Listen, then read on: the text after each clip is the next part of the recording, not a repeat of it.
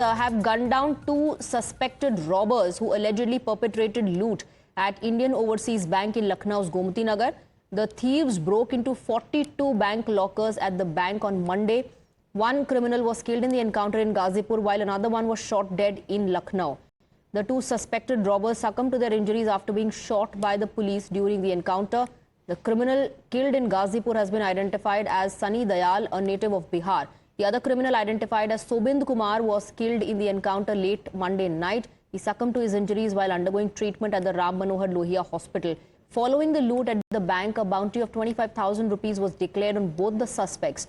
The loot was conducted allegedly by 7 of the robbers. Of the 7, 2 of them have been killed. We Manish getting us more details. Manish, इस encounter से जुड़ी हुई और जानकारी आपसे चाहेंगे. एनकाउंटर में इन दोनों को संदिग्ध अपराधियों को मार गिराया पुलिस ने. देखिए, शनिवार की रात को इंडियन ओवरसीज बैंक में जो लॉकर थे उसमें लूटपाट की गई थी. 42 ऐसे लॉकर थे जहां लूटपाट की घटना सामने आई थी. पुलिस आरोपियों की तलाश कर रही थी. उसी कड़ी में पुलिस को जानकारी मिली कि गाजीपुर में सनी दयाल, जो कि इस मामले में आरोपी है, वो भागने की कोशिश कर रहा है. बाइक पर सवार होकर एक अपने साथी के साथ बिहार भागने की फिराक में था.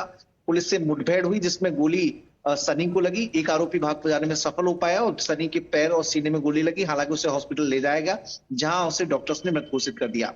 किसान पथ, जो कि लखनऊ का सटा हुआ इलाका है, उस किसान पथ पर एक गाड़ी ओवर स्पीड गति से जा रही थी. पुलिस ने रोकने की कोशिश की.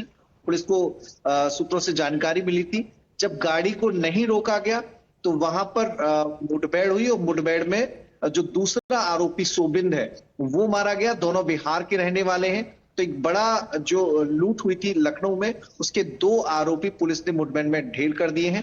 क्योंकि उत्तर प्रदेश में मुख्यमंत्री योगी आदित्यनाथ की मंशा साफ है कि यहां पर अपराधी कोई भी हो, बख्शा नहीं जाएगा.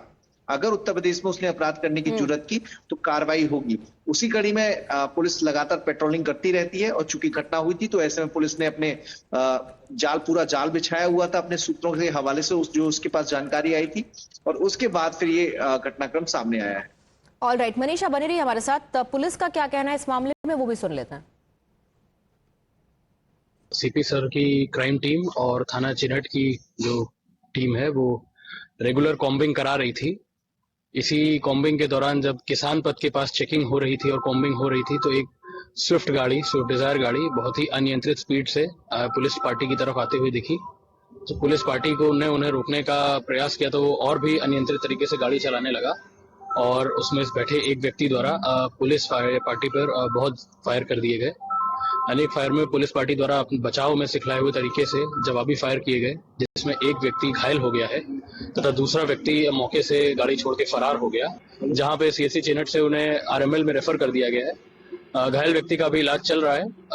जो भागा हुआ व्यक्ति है उसको पकड़ने के लिए अभी प्रयासरत हैं. Well, you heard the reactions coming in from the cops as well. According to the reports, 2 motorcycle-borne suspects were stopped by Bara Chowki in charge during the checking. As police tried to stop them, the 2 got alerted and tried to run towards Bihar border. Following this, an encounter broke out as the accused allegedly opened fire on police. The police party also fired back and one of the robbers got shot and fell down. The other robber fled the area, taking advantage of darkness. The injured suspect was identified as Sunny Dayal. A pistol, live cartridge and some stolen jewelry and cash were recovered from him.